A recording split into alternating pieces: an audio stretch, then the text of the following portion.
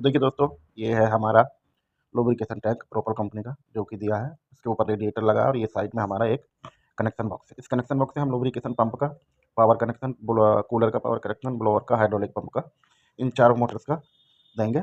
और बाकी control connection भी देंगे हीटर का, और ये अपने जितने सेंसर हैं, अलग थर्मोस्टेट हैं, उन सभी का कनेक्शन ये जो हमारा टैंक के साइड में जंक्शन बॉक्स है इससे जाएगा। इसको दोस्तों हम X3 बोलते हैं। बाकी ये रहा, देखिए इसके अंदर का फोटो जो हमारे वायर दिख रहे हैं सामने से। ये लेफ्ट साइड में कंट्रोल वायर है सारे, राइट साइड में हमारे पावर वायर है सारे। तो देखिए दोस्तों, अब मैं दिखाता हूँ, ये हमारा लुब्रिकेशन का पैनल है दोस्तों। तो ये पैनल है दोस्तों। तो सबसे पहले मैं पैनल के ऊपर जो हमारे इंडिकेटर है, ट्रिपिंग इंडिकेटर, कोई भी चीज़ अगर हमारी ट्रिप करेगी या कुछ एबनॉर्मल होगा तो ये हमारे इंडिकेटर जलेंगे। तो देखिए दोस्तों, हमारे सारे इंडिकेटर जलेंगे। अब देखिए हमारा जो फर्स्ट वाला इंडिकेटर है ग्रीन वाला, ये हमारा है पावर ऑन का इंडिकेटर। दूसरा हमारा ये ऑन का इंडिकेटर है, वो भी ऑन रहना चाहिए, फिल्टर ऑन वगैरह सारे, मतलब ये ऑन ऑन ऑन, यानी lubrication pump, filter, hydraulic pump on, जो भी ऑन होगा ये ऑन इंडिकेटर है हमारे, ये ट्रिपिंग इंडिकेटर हो गए सारे। उसके बाद दोस्तों हमारा ऑन ऑफ पुश बटन हो गए, ये लुब्रिकेशन पंप के और हाइड्रोलिक पंप के स्टार्ट करने के, स्टॉप करने के पुश बटन हो गए। हमारा ये मेन स्विच हो गया पावर सप्लाई कट करने के लिए, ये हमारा इमरजेंसी, ये मेन स्विच हो गया। देखिए दोस्तों, ये मेन स्विच है। और इसके बाद ये मेरा इमरजेंसी है। देखिए दोस्तों, ये मेरा इमरजेंसी बटन हो गया। देखिए दोस्तों, ये तो पैनल के बाहर का डिस्क्रिप्शन हो गया पूरा। ठीक है दोस्तों, अब देखिए दोस्तों, चलते हैं पैनल के अंदर में। इससे पहले दोस्तों मैं सारे कॉन्ट्रैक्टर के बारे में आपको दिखा देता हूँ अच्छे से। कॉन्ट्रैक्टर के बारे में, कौन सा कॉन्ट्रैक्टर क्या काम करता है, उसकी डिटेल में आपको दिखा देता हूँ। तो देखिए दोस्तों, मेरा सबसे पहला पावर एंड इंटीग्रेशन है H0, जिसके ऊपर लिखा है जो इमरजेंसी पुश बटन के लिए H1। हीटर ऑन, जब हीटर ऑन होगा तो H1 इंटीग्रेटर जलेगा और कॉन्ट्रैक्टर जो है C4 होल्ड हो जाएगा अंदर को। ऐसे ही मेरा लुब्रिकेशन पंप जब ऑन होगा तो H2 इंटीग्रेटर जलेगा, H2 इंटीग्रेटर जलेगा और कॉन्ट्रैक्टर C1 और C1 ये दोनों होल्ड हो जाएंगे। उसी तरह देखिए दोस्तों, मेरा जब ब्लोअर ऑन होगा तो H3 इंटीग्रेटर जलेगा, कॉन्ट्रैक्टर C2 होल्ड हो जाएगा। कूलर फैन जब मेरा ऑन होगा H4 इंडिकेटर चलेगा, कूलर फैन का कॉन्ट्रैक्टर C3 होल्ड हो जाएगा। ऑयल लेवल स्विच अगर रेड है तो कॉन्ट्रैक्टर 4 जल जाएगा, यानी ऑयल कम हो जाएगा तो रेड बत्ती जल जाएगी और हमारा जो कॉन्ट्रैक्टर है K4 वो होल्ड हो जाएगा। ऑयल टेम्परेचर हाई है, मेरा K1 कॉन्ट्रैक्टर होल्ड हो जाएगा और H7 इंडिकेटर जल जाएगा, यानी कौन के अंदर कुछ भी अबनॉर्मल हो रहा है, कुछ गर्म हो रहा है ऑयल, तो ऑयल टेम्परेचर हाई का इंडिकेटर चल जाएगा और K1 कॉन्ट्रैक्टर उस टाइम में अंदर की तरफ होल्ड होगा। ऑयल फ्लो के लिए, ऑयल फ्लो हो रहा है तो K2 कॉन्ट्रैक्टर होल्ड रहेगा। रेडी इंडिकेशन जब चलेगा मेरा K6 कॉन्ट्रैक्टर होल्ड हो जाएगा। लुब्रिकेशन पंप मेरा जब ट्रिप करेगा तो Q1 जो MPCB है वो मेरी ट्रिप कर जाएगी, H11 जो लाइट है वो जल जाएगी। ब्लोअर जो मेरा ब्लोअर पंप ट्रिप करेगा तो H12 लाइट जलेगी, कॉन्ट्रैक्टर Q और जो Q2 MPCB है वो ट्रिप कर जाएगी। ऐसी H3 जो मेरी लाइट है वो कूलर फैन ट्रिप की है, यानी कूलर फैन ट्रिप करेगा तब कॉन्ट्रैक्टर और जो MCB है Q3 कॉन्ट्रैक्टर बाहर आ जाएगा और Q3 MPCB ट्रिप कर जाएगी। इसी तरह पुश बटन है मेरा, स्टार्ट पुश बटन है PB1 जो लुब्रिकेशन पंप ऑन के लिए C1 कॉन्ट्रैक्टर होल्ड होगा। स्टॉप पुश बटन है रेड, लुब्रिकेशन पंप ऑन होगा, कॉन्ट्रैक्टर C2 होल्ड हो जाएगा। रीसेट पुश बटन है मेरा ब्लैक, कॉन्ट्रैक्टर C3 के लिए, जो रीसेट करने के लिए, जिसको रीसेट करेंगे तभी मेरा रेडी वाला इंडिकेटर चलेगा। हाइड्रोलिक अप कंट्रोल, यानी हाइड्रोलिक पंप अप करेंगे तो C5 कॉन्ट्रैक्टर मेरा चलेगा, जब मेंटल उठाएंगे तब। हाइड्रोलिक पंप डाउन करेंगे तो येलो मेरा इंडिकेटर चलेगा और हाइड्रोलिक डाउन K7 चलेगा, यानी PB5 पुश बटन दबाएंगे, PB4 पुश बटन अप के लिए दबाएंगे। सिलेक्टर स्विच मेरा रहेगा सेलेक्ट करने के लिए, hydraulic power control on off के लिए। इमरजेंसी पुश बटन है मेरा इमरजेंसी शट डाउन के लिए। देखिए दोस्तों, डिटेल होगी सभी कॉन्ट्रैक्टर्स की। ये मेरे कनेक्शन हो गए, ये मेन सप्लाई की केबल हो गई, उसके बाद लुब्रिकेशन की हो गई, उसके बाद ब्लोअर की हो गई, उसके बाद कूलर फैन की, उसके बाद हाइड्रोलिक पंप की, उसके बाद हीटर की, और लास्ट में मेरा जो लुब्रिकेशन पैनल को कॉन के साथ इंटर लॉक करने के लिए ये 2 वायर है। देखिए दोस्तों, अभी हो गया। अब मैं MPCB बता देता हूँ। ये पहली MPCB जो Q1 है वो लुब्रिकेशन पंप की है, Q2 MPCB जो मेरी है वो ब्लोअर की है, सेम ऐसे ही Q3 कूलर फैन के लिए है, Q5 हाइड्रोलिक पंप के लिए है, और साइड में ये जो MPCB मेरी दी है वो कंट्रोल के लिए है, और यहीं नीचे मेरी एक MCB दी है वो हीटर के लिए दोस्तों। ये दोस्तों, ये होगी सारी MPCB, ये पैनल का डिस्क्रिप्शन होगा। अब आ जाते हैं दोस्तों, देखिए ये कॉन्ट्रैक्टर दिए K1 K2 K3 K4, ये कॉन्ट्रैक्टर का मैं डिस्क्रिप्शन बता देता हूँ। K1 कॉन्ट्रैक्टर जब ऑल होगा plus 60 degree return oil temperature high होगा, TH3 so red indication, H7 then oil pump trip, यानी जब K1 कॉन्ट्रैक्टर ऑल हो जाएगा प्लस 60 डिग्री ऑयल चला जाएगा, रिटर्न ऑयल मेरा टेम्परेचर 60 डिग्री चला जाएगा, दैन जो प्रेशर स्विच है मेरा TH3 वहाँ से रेड इंडिकेशन चल जाएगा, H7 लाइट चल जाएगी, हाइड्रोलिक पंप ट्रिप हो जाएगा। K2 कॉन्ट्रैक्टर मेरा ऑन है, 4 बार प्लस लुब्रिकेशन ऑयल रहेगा तो कंट्रोल स्विच PS1 माइनस 4 बार से नहीं चलेगा तो K2 ऑफ हो जाएगा और ऑयल पंप ट्रिप कर जाएगा।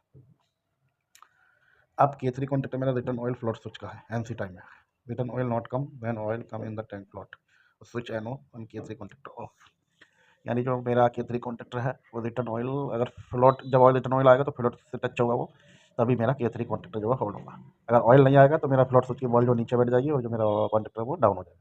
अब ऐसे देखिए आप दोस्तों K4 contactor lubrication oil flat switch NO position time K4 NC point K4 on then lubrication pump trip.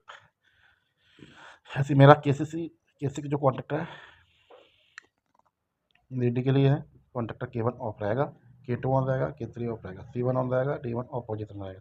K7 contactor मेरा हाइड्रोलिक पंप का है, down control solenoid oil. D1 contactor on है, double interlocking K1 K2 K3 and D1 the reset PV उस button के लिए। R1 contactor use oil filter clause के लिए। C1 a contactor lubrication pump oil pump contactor C1 on then C1 on use for star interlocking के लिए।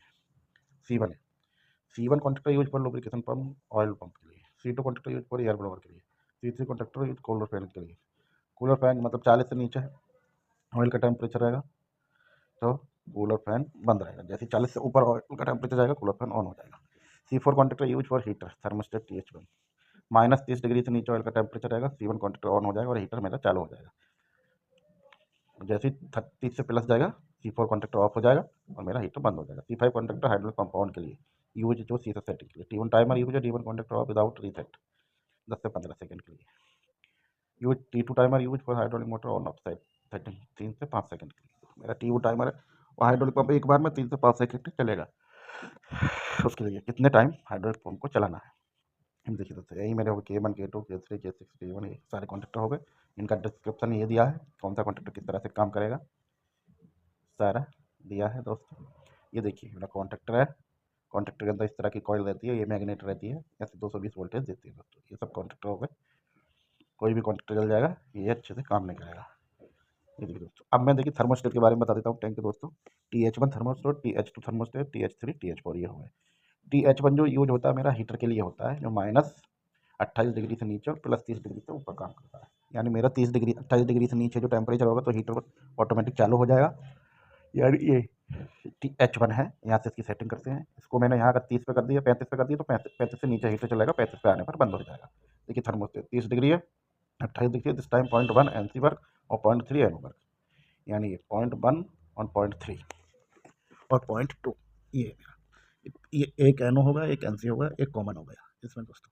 तो मेरा जैसे 30 डिग्री से नीचे रहेगा ऑयल का टेम्परेचर, ये NO का काम करेगा और हीटर चालू हो जाएगा। 30 डिग्री पे आएगा, हीटर बंद हो जाएगा। ये TH1 स्विच हो गया मेरा। सेम ऐसे मेरा थर्मोस्टेट सेटिंग टेम्परेचर, ये टैंक टेम्परेचर के हिसाब से करेंगे। ये मेरे 2 हीटर हैं, ये दोनों हीटर चालू हो जाएंगे। इसकी सेटिंग इतनी पर रखूँगा मैं।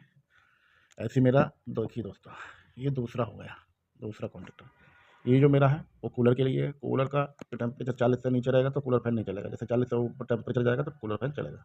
यानी ये TH2 कूलिंग फैन के लिए है। TH3 रिटर्न ऑयल के लिए, यानी रिटर्न ऑयल 65 डिग्री से नीचे रिटर्न का ऑयल रहेगा। और TH3 जो मेरा थर्मोस्टेट है वो काम करेगा प्रॉपर और कौन बंद नहीं होगा। जैसे 65 डिग्री से ऑयल ऊपर जाएगा, ये सप्लाई कट कर देगा और ऑयल पंप ट्रिप कर जाएगा। TH4 ये प्रेशर के लिए, लुब्रिकेशन प्रेशर के लिए। जैसे प्रेशर 3 बार पर अगर इसकी सेटिंग कर दी मैंने, मान लिया मैंने इसकी सेटिंग अभी कितने पे करी है, 3 बार पर है, तो ऑयल का प्रेशर अगर मेरा 3 बार से नीचे जाएगा तो ये ऑयल के हाइड्रोलिक पंप को ट्रिप करा देगा, यानी K2 कॉन्टैक्टर ऑन हो जाएगा और हाइड्रोलिक पंप ट्रिप कर जाएगा। ये चारों स्विच है। एक प्रेशर सबसे पहला हीटर के लिए हो गया, हीटर की सेटिंग 30 डिग्री से नीचे ऑयल का टेम्परेचर चलेगा तो हीटर चलेगा। दूसरा कूलर के लिए, कूलर की सेटिंग 40 से नीचे नहीं चलेगा कूलर, 40 से ऊपर जाने पर कूलर चलेगा। चौथा मेरा रिटर्न ऑयल के लिए, रिटर्न ऑयल 65 से ऊपर जाएगा ऑटोमेटिक कौन को बंद करा देगा। ये नीला वाला प्रेशर के लिए, ऑयल के प्रेशर के लिए 3 बार से नीचे ऑयल का प्रेशर जाएगा, ऑटोमेटिक पंप बंद हो जाएगा। इसके अंदर का हो गया थर्मोस्टेट के अंदर का, ये इसकी सेटिंग हो गई। ये काला काला जो नीचे पहिया टाइप का दे रहा है उसको घुमा के उसकी सेटिंग करती है। ठीक है दोस्तों, ये टैंक के मेरे हीटर हो गए। ये ऑयल लेवल का स्विच हो गया, या NC बताएगा, यहाँ पे बॉल आएगी तो NO बताएगा, जैसे ये NO बताएगा वैसे ही बंद हो जाएगा। देखिए दोस्तों, ये थी मेरी वीडियो लुब्रिकेशन पैनल की सारी वर्किंग के बारे में।